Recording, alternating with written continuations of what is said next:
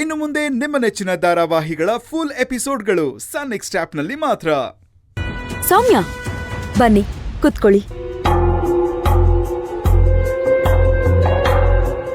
ಹೇಗಿದ್ಯಾ ಸೌಮ್ಯ? ನಾ ಚೆನ್ನಾಗಿದ್ದೀನಿ ಮೇಡಮ್.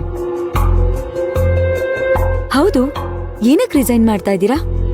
ಬೇಜಾರ್ ಮಾಡ್ಕೋಬೇಡಿ ಮೇಡಮ್, ನಂಗೆ ಕೆಲಸ ಮಾಡೋದಕ್ಕೆ ಇಷ್ಟ ಇಲ್ಲ.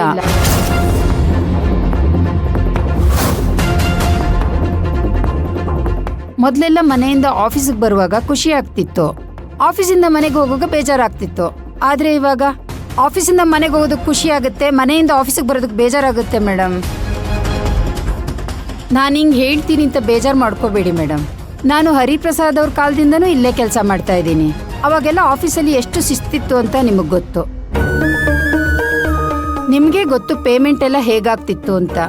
ವರ್ಷಕ್ಕೆ ಇನ್ಕ್ರಿಮೆಂಟು ನಾವು ಕೇಳ್ದೇನೆ ಸಿಗ್ತಾ ಇತ್ತು. ಆದರೆ ಇವಾಗ ಆ ಡಿಸಿಪ್ಲಿನ್ ಎಲ್ಲ ಇಲ್ಲ ಮೇಡಮ್. ಬೃಂದಾವನ ಥರ ಇದ್ದಿದ್ದ ಆಫೀಸು ಮಾರ್ಕೆಟ್ ಥರ ಆಗೋಗಿದೆ ಮೇಡಮ್. ನೀವು ಮೊದಲಿನ ಥರ ಇಲ್ಲ ಮೇಡಮ್. ನೀವು ನೋಡ್ತಿದ್ರೇನೆ ಪಾಸಿಟಿವ್ ವೈಬ್ರೇಷನ್ ಇತ್ತು. ನೀವು ಆಫೀಸ್ ಒಳಗಡೆ ಬರ್ತಾ ಇದ್ರೇನೆ ಸಿಂಹಿಣಿ ತರ ಬರ್ತಾ ಇದ್ರಿ.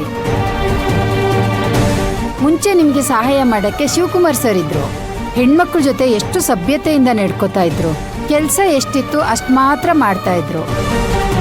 ತುಂಬಾ ಒಳ್ಳೆ ಮನುಷ್ಯ ಅವರು. ಅನಾವಶ್ಯಕವಾಗಿ ಮಾತಾಡ್ತಾ ಇರ್ಲಿಲ್ಲ. ಹೆಣ್ಮಕ್ಳಿಗೆ ಮುಜುಗರ ಆಗೋ ತರ ನಡ್ಕೋತಾ ಇರ್ಲಿಲ್ಲ. ಆದ್ರೆ ಈಗ ಪರಿಸ್ಥಿತಿ ಹಾಗಿಲ್ಲ ಮೇಡಮ್. ಸ್ವಲ್ಪನಾದ್ರೂ ಸ್ವಾಭಿಮಾನ ಇರೋರು ಈ ಆಫೀಸಲ್ಲಿ ಕೆಲಸ ಮಾಡಲ್ಲ.